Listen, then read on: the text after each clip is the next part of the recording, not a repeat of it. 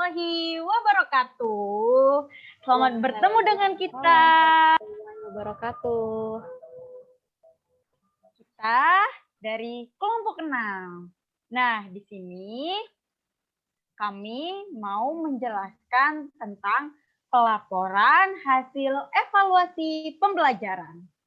Bersama dengan saya sendiri, Fiona Karmenita, dan rekan saya Sri Nurani, dan juga Lisda Yulianti. Selamat menyaksikan kita dalam menjelaskan materi ini ya, teman-teman. Baik, yang pertama akan dijelaskan oleh rekan saya Sri Nurani. Kepada Sri Nurani, dipersilahkan.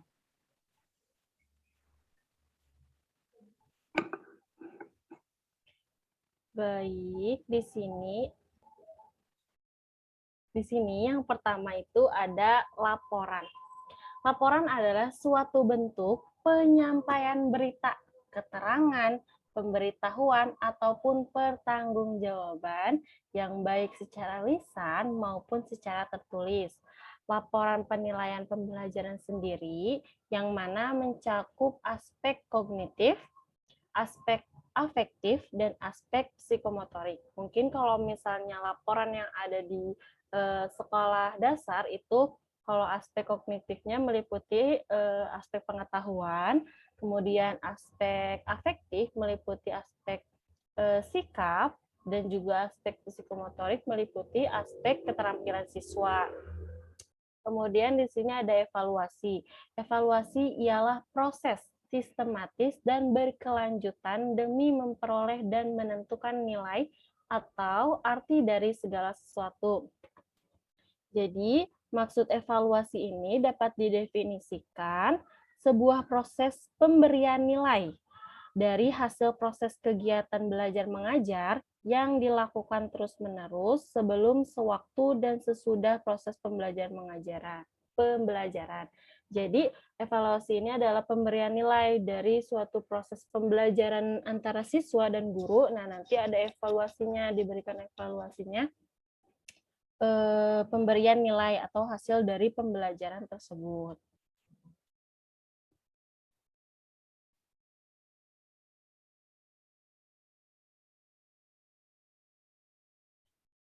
Untuk yang selanjutnya akan dijelaskan oleh Saudari Fiona Karmenita.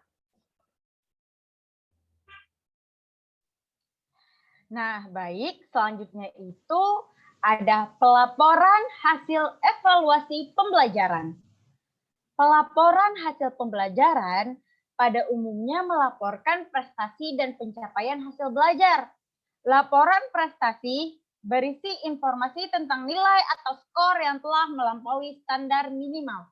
Sedangkan laporan pencapaian hasil belajar berisi tentang pencapaian kompetensi dasar yang telah ditetapkan dalam kurikulum menurut Mas Udi tahun 2014. Baik laporan prestasi maupun laporan pencapaian hasil belajar saat ini menggunakan laporan yang menggunakan angka dan deskripsi. Jadi, di sini itu dijelasin bahwa dalam pelaporan itu, di dalam pembelajaran ada dua, yaitu laporan prestasi dan juga laporan pencapaian hasil belajar. Nah, udah dijelasin tadi bahwa kalau di dalam prestasi itu, isinya itu tentang nilai atau skor yang telah melampaui. Misalkan nih, kalau anak-anak selama belajar 1 semester itu dapat nilainya ternyata 75, terus KKM-nya 70. Berarti dia itu udah mendapatkan prestasi karena dia udah melampaui standar minimal. Kalau laporan pencapaian hasil belajar, seperti yang dijelaskan tadi bahwa berisi tentang pencapaian kompetensi dasar yang telah ditetapkan dalam kurikulum, ini maksudnya kayak misalkan tuh anaknya udah dapat apa gitu. Dari yang nilai dia itu tadi, dia udah pencapaiannya apa gitu. Nah, dideskripsiin lah bahwa anak-anak tuh, anak ini misalkan namanya Budi. Budi udah mendapatkan kompetensi dasar yang ini selama pembelajarannya dan dia sudah sesuai dengan kurikulum yang ada, kayak gitu dianya. Baik, selanjutnya akan dijelaskan oleh teman saya, Lisda Yulianti. Dan manfaat laporan hasil evaluasi. Menurut Ari Kunto dalam Wiono dan Sunarni 2009 halaman 78 menyatakan bahwa laporan tentang hasil evaluasi pembelajaran bermanfaat bagi yang pertama ada siswa. Bagi siswa, hasil pelaporan sebagai support baginya atas jerih payah yang selama ini dilakukan. Kemudian, bagi guru atau wali kelas, yaitu sebagai bahan pertimbangan apakah siswa perlu dibentuk atau tidak.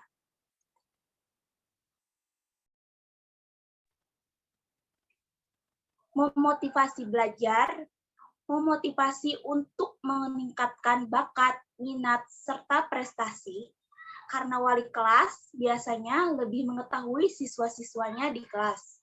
Kemudian, manfaat laporan hasil evaluasi belajar bagi orang tua yaitu sebagai umpan balik, penyandang dana atau penanam investasi, yang dimana mereka akan merasa senang dan bangga apabila dalam mengambil rapot putra-putrinya dipanggil untuk mendapatkan hadiah karena menjadi juara kelas, tetapi sebaliknya orang tua merasa sedih apabila putra-putrinya mendapatkan nilai yang jelek, bahkan tidak naik kelas atau tidak lulus, maka mereka akan merasa sedih dan hanya sia-sia mengeluarkan banyak waktu dan tenaga. Next. Selanjutnya itu ada tujuan laporan hasil evaluasi. Tujuan laporan hasil evaluasi ini terdiri dari dua. Ada formatif dan juga sumatif. Formatif yaitu untuk memperbaiki dan mengembangkan program dan laporannya harus diserahkan secepatnya kepada orang program tentang bagaimana program berfungsi dan perubahan-perubahan apa yang harus dilakukan untuk tujuan tersebut. Jadi, tujuan sebagai formatif, laporan ini digunakan untuk memperbaiki dan mengembangkan program. Contohnya misalkan, kita ngajar di sekolah menggunakan program yang ini dengan cara yang ini. Terus, setelah dilakukan laporan hasil evaluasi, kita lihat apakah program yang dijalankan itu berjalan dengan baik, berfungsi dengan baik sehingga mencapai tujuan, ataukah harus ada perubahan-perubahan yang kita lakukan setelah evaluasi itu dilakukan. Nah, yang kedua itu sebagai sumatif. Laporan harus berisi informasi dan penilaian judgement tentang kegunaan program kepada satu, orang-orang yang ingin memakainya. Dua, orang yang akan menentukan alokasi sumber-sumber untuk melanjutkan program. Tiga, orang-orang berhak mengetahui tentang program untuk tujuan-tujuan yang lain. Nah, jadi kalau sebagai sumatif ini, laporan harus berisi informasi dan penilaian gitu tentang program yang ada di sekolah tersebut. Misalkan, dan program itu harus disampaikan kepada orang-orang yang ingin memakainya, orang-orang yang akan menentukan alokasi sumber-sumbernya, dan juga orang-orang yang berhak mengetahui tentang program dan untuk tujuan-tujuan yang lain. Begitu teman-teman. Baik, selanjutnya next akan dijelaskan oleh rekan saya Sri Nurani. Baik, yang selanjutnya di sini ada bentuk-bentuk laporan hasil evaluasi. Untuk yang pertama itu, secara umum laporan evaluasi disajikan dalam 3 bentuk, yaitu angka dan huruf, yang kedua ada bahasa, yang ketiga ada gambar atau grafis. Untuk angka dan huruf, angka dapat dari range dalam bentuk 0 sampai 100 ataupun 0 sampai 10. Kemudian berupa huruf, misalnya penilaian tersebut A, B, C, D, dan E. Kemudian dalam bentuk bahasa berupa gagal, kurang, cukup, baik, dan memuaskan. Untuk dalam bentuk gambar atau grafis, di sini bisa dibuat dalam bentuk grafik kolom, garis, lingkaran, area, scatter, dan bar. Kemudian yang selanjutnya, bahwa laporan atau catatan tentang siswa dapat dibuat dengan dua cara, yaitu cara yang pertama adalah catatan lengkap, cara yang kedua catatan tidak lengkap. Untuk catatan yang lengkap, berisi prestasi siswa maupun aspek-aspek kepribadian, misalnya kejujuran, kebersihan, kerajinan, dan sebagainya. Sedangkan catatan tidak lengkap, di sini hanya berisi prestasi siswa dan sedikit aspek kepribadiannya. Untuk yang angka, huruf, bahasa, ataupun gambar, ataupun grafis ini menurut Wiyano dan Tumardi dalam Yono dan Sumarni tahun 2009. Sedangkan yang catatan lengkap ataupun catatan tidak lengkap ini menurut Arikunto dalam Wiono dan Sumarno tahun 2009. Nah, ini adalah bentuk-bentuk laporan hasil evaluasi. Untuk yang selanjutnya akan dijelaskan oleh Saudari Lisda.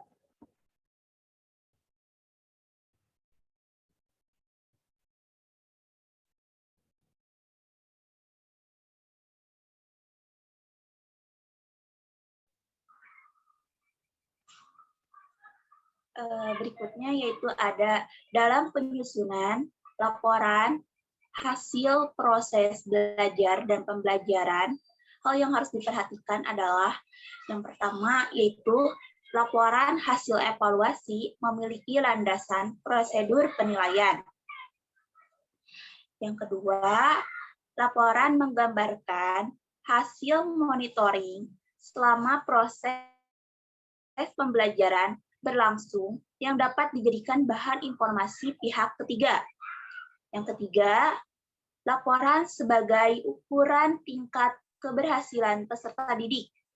Yang keempat, laporan dapat menggambarkan klasifikasi siswa ke dalam kelompok prestasi. Misalnya, dalam suatu mata pelajaran, siswa tersebut ada yang menguasai dengan baik, ada yang menguasai dengan tingkatan yang sedang, bahkan dalam mata pelajaran tersebut, siswa tersebut dinyatakan lemah. Yang terakhir yaitu ada laporan dapat dijadikan acuan untuk seleksi kecakapan peserta didik dalam kompetensi bidang keahlian.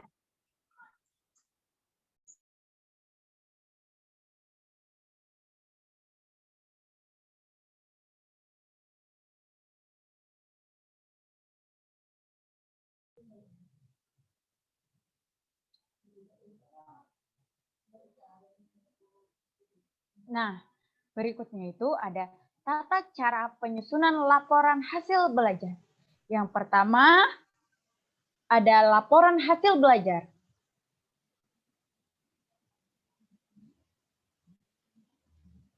Laporan hasil belajar itu terdiri dari yang pertama, laporan hasil belajar peserta didik harus dapat menggambarkan pencapaian kompetensi peserta didik pada semua mata pelajaran.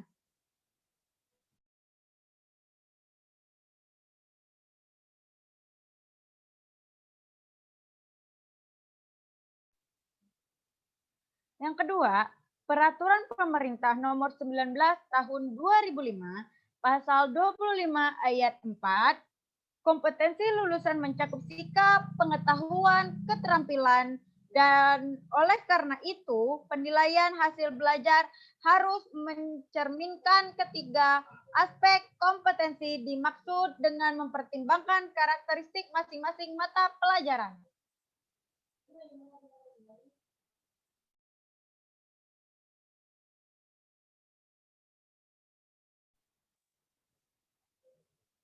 Yang ketiga, hasil penilaian oleh pendidik dan satuan pendidikan disampaikan dalam bentuk satu nilai pencapaian, kompetensi mata pelajaran untuk masing-masing nilai pengetahuan dan nilai praktek sesuai dengan karakteristik kompetensi mata pelajaran yang bersangkutan.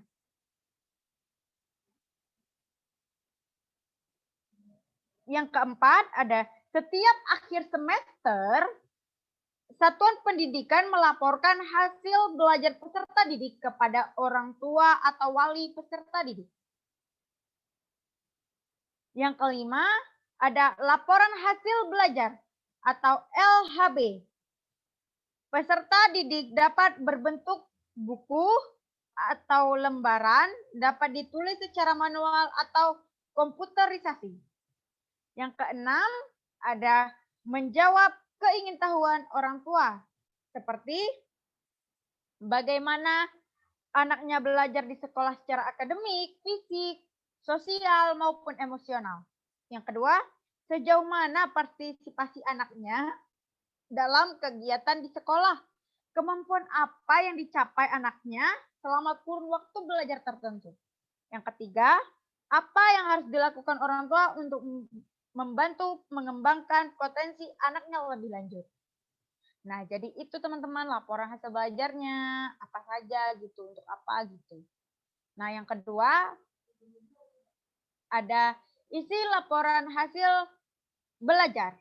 Jadi kalau tadi itu kayak laporan hasil belajarnya apa aja gitu, untuk apa aja gitu, kenapa harus ada laporan gitu. Nah, kalau yang kedua ini itu isinya, isi dalam laporan tersebut yang dikasih tahu oleh guru ke orang tua siswa gitu. Yang pertama itu ada identitas peserta didik. Yang kedua ada format nilai hasil belajar peserta didik. Yang ketiga ada format ketercapaian kompetensi peserta didik. Yang keempat ada pengembangan diri. Kelima ada akhlak mulia dan kepribadian. Yang keenam ada ketidakhadiran. Yang ketujuh ada catatan wali kelas. Yang kedelapan adalah catatan prestasi peserta didik. Yang kesembilan adalah keterangan pindah sekolah. Begitu teman-teman. Baik, selanjutnya yang ketiga akan dijelaskan oleh teman saya, Sri Nurani. Baik, untuk tata cara penyusunan laporan hasil belajar yang ketiga, di sini ada pengisian format laporan hasil belajar. Kalau tadi kan udah disebutin apa aja tuh. Nah, di sini adalah formatnya.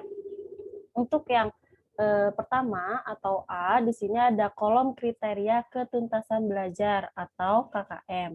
Untuk setiap mata pelajaran diisi dengan nilai KKM yang telah ditentukan oleh masing-masing satuan pendidikan dalam bentuk bilangan bulat dengan rentang 0 sampai 100. Kemudian yang B, di sini ada kolom pengetahuan. Kolom pengetahuan ini diisi dengan nilai kumulatif dari hasil pencapaian SK dan KD. Setiap mata pelajaran dan muatan lokal per semester ditulis secara kuantitatif dalam bentuk bilangan bulat dan huruf. Kemudian yang C, di sini ada kolom praktik. Kolom praktik diisi dengan nilai kumulatif dari hasil pencapaian SK dan KD untuk aspek praktik pada mata pelajaran dan muatan lokal tertentu per semester ditulis secara kuantitatif dalam bentuk bilangan bulat dan huruf. Kemudian yang D, kolom sikap atau efektif diisi dengan hasil penilaian aspek sikap atau afektif pada setiap mata pelajaran dan muatan lokal melalui pengamatan selama proses pembelajaran berlangsung per semester. Nilai sikap atau afektif dicantumkan dalam bentuk predikat dengan kualifikasi tinggi, sedang, rendah, dan amat baik, baik, cukup, dan kurang. Kemudian yang E, kolom ketercapaian kompetensi diisi dengan uraian singkat atau deskripsi yang menggambarkan tingkat pencapaian kompetensi secara utuh, baik KD yang telah tuntas maupun yang belum tuntas untuk setiap mata pelajarannya. Untuk yang F di sini tabel pengembangan diri siswa. diisi dengan jenis pengembangan diri atau kegiatan kreativitas yang diikuti oleh peserta didik dan keikutsertaan dalam organisasi atau kegiatan sekolah. Kemudian yang G ada kolom keterangan diisi dengan deskripsi singkat tentang predikat, prestasi, dan ketercapaian, kemampuan baik, keterampilan maupun pengetahuan, aktivitas ataupun kegiatan sekolah yang diikuti peserta didik, serta sikap yang ditunjukkan oleh peserta didik selama mengikuti kegiatan dan setelah mengikuti kegiatan pengembangan diri. Kemudian yang H itu ada kolom keterangan pada tabel akhlak mulia dan kepribadian siswa diisi dengan kategori penilaian sangat baik, baik ataupun kurang baik, dan deskripsi tentang sikap kebiasaan peserta didik yang paling aman, yang paling dominan, baik positif maupun negatif, dan kehidupan sehari-hari di sekolah untuk setiap aspek yang dinilai. Kemudian yang selanjutnya, yang I itu ada kolom keterangan. Kolom keterangan pada tabel ketidakhadiran diisi dengan lama waktu, hari, jam, atau satuan waktu lainnya. Kemudian, tata cara yang selanjutnya dalam penyusunan laporan hasil belajar itu yang keempat ada kenaikan kelas. Kenaikan kelas di sini meliputi beberapa aspek. Yang pertama itu ada A, kenaikan kelas dilaksanakan pada setiap akhir tahun pelajaran. Kemudian yang B, kenaikan kelas didasari pada penilaian hasil belajar pada semester 2 dengan pertimbangan bahwa seluruh SK ataupun KD yang belum tuntas pada semester 1 harus dituntaskan sebelum akhir semester 2. Kemudian yang C itu ada nilai kenaikan kelas, memperhitungkan hasil belajar peserta didik selama 1 tahun pembelajaran yang sedang berlangsung. Yang D itu ada peserta didik, dinyatakan tidak naik kelas, misalnya tidak naik kelas ke kelas 5 apabila yang bersangkutan tidak mencapai ketuntasan belajar minimal lebih dari 3 mata pelajaran. Jadi kalau misalnya peserta didik itu tidak tuntas dalam 3 mata pelajaran, di situ dinyatakan tidak naik kelas untuk kelas yang selanjutnya. Kemudian yang E itu ada peserta didik dinyatakan tidak naik kelas ke kelas selanjutnya apabila yang bersangkutan tidak mencapai ketuntasan belajar minimal lebih dari 3 mata pelajaran yang bukan mata pelajaran ciri khas program yang diikuti atau tidak mencapai ketuntasan belajar minimal pada salah satu atau lebih mata pelajaran ciri khas program.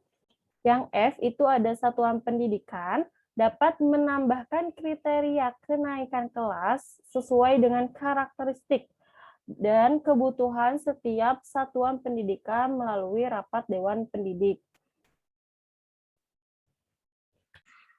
Baik, tata cara penyusunan laporan hasil belajar selanjutnya yaitu ada penjurusan. Yang dimana penjurusan ini biasanya dilakukan pada tingkat sekolah yang sudah tinggi, misalkan di tingkat SMA. Penjurusan ini dilakukan berdasarkan atas pilihan, minat, kemampuan akademik, dan peserta didik. Yang berikutnya yaitu ada pindah sekolah, yang dimana satuan pendidikan harus memfasilitasi peserta didik yang pindah sekolah. Pelaksanaan pindah sekolah lintas provinsi, kabupaten, atau kota disesuaikan dengan peraturan yang berlaku pada masing-masing dinas pendidikan, provinsi, dan atau kabupaten atau kota. Satuan pendidikan dapat menentukan persyaratan pindah atau mutasi peserta didik sesuai prinsip manajemen berbasis sekolah, antara lain mencakup hal-hal sebagai berikut. Yang pertama, menyesuaikan bentuk LHB, laporan hasil belajar dari sekolah asal, sesuai dengan laporan hasil belajar yang digunakan di sekolah tujuan. Yang kedua, yaitu melakukan tes atau program matrikulasi bagi peserta didik pindahan.